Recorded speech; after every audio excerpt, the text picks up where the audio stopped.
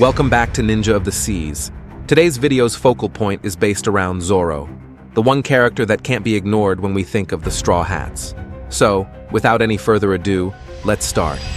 Roronoa Zoro's journey as a swordsman has always been as much about spiritual connection as it is about skill. Each sword in his arsenal isn't just a weapon, it's a companion with history, will, and personality. From the cursed Nidai Kitetsu to the legendary 𝐸𝐻𝐵, Zoro's path has been shaped by the blades he wields. But there's one sword still lurking in the background, one with a legacy darker and more mysterious than any other. The Nidai Kitetsu, the second-generation cursed blade. And the time may be fast approaching when Zoro finally claims it. To understand why this theory holds weight, we need to revisit Zoro's encounter in Wano with Tengyama Hitetsu. It's there we first learn that the Sandai Kitetsu, the lowest of the cursed Kitetsu swords, is just one in a terrifying trio. The Nidai Kitetsu is the second generation, and the Shodai Kitetsu, the first, is among the 12 supreme grade swords, the strongest in the world. But what stands out is the moment when Zoro lays eyes on the Nidai Kitetsu in Hitetsu's possession. There's a visible reaction, something spiritual, instinctual. It mirrors the moment Zoro first picked up the Sandai in Loguetown. The sword chose him, or at least acknowledged him. The Sandai Kitetsu was Zoro's first encounter with a cursed blade, and instead of fearing it, he tested fate, letting the sword fly through the air toward his arm just to see if destiny would allow him to wield it. It didn't cut him, it accepted him. That moment was a subtle nod to Zoro's unique connection to cursed swords, a compatibility that most swordsmen would shy away from. Since then, the Sandai has served Zoro faithfully, but it was always clear that it was just a stepping stone. The Nidai Kitetsu is an upgrade in every sense. It's sharper, older, deadlier. It carries the same curse, but at a much higher level. Only the strongest of wills can tame it, and that makes it the perfect candidate for Zoro's final arsenal. We've seen him outgrow blades before.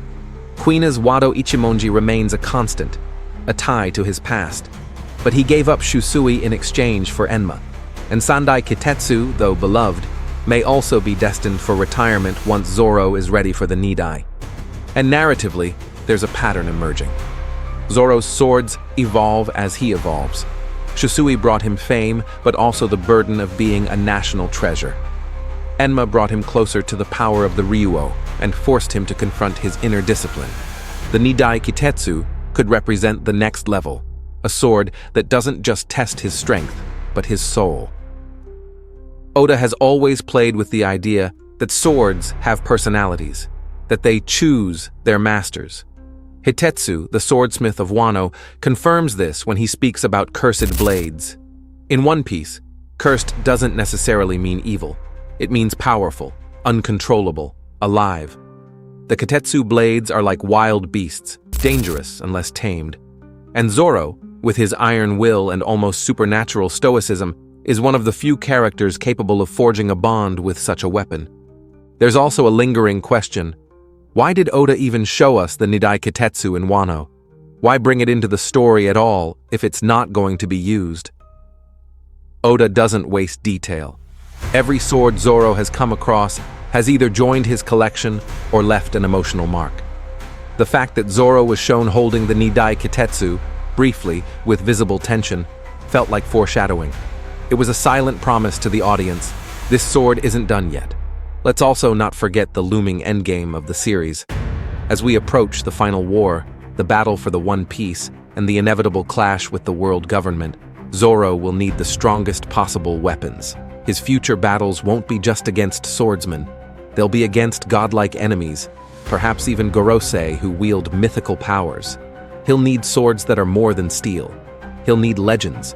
Imagine Zoro wielding the Nidai Kitetsu alongside 𝐸𝐻𝐵 and Wado Ichimonji. 3 blades that reflect his journey, his past, present, and future.